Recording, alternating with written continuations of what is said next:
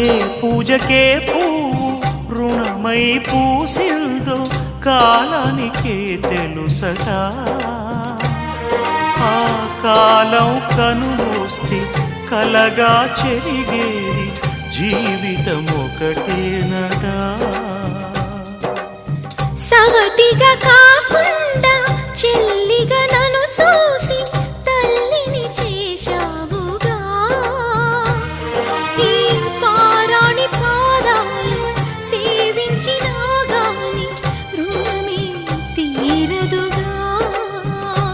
ఇది కలకాలమై ఉండగా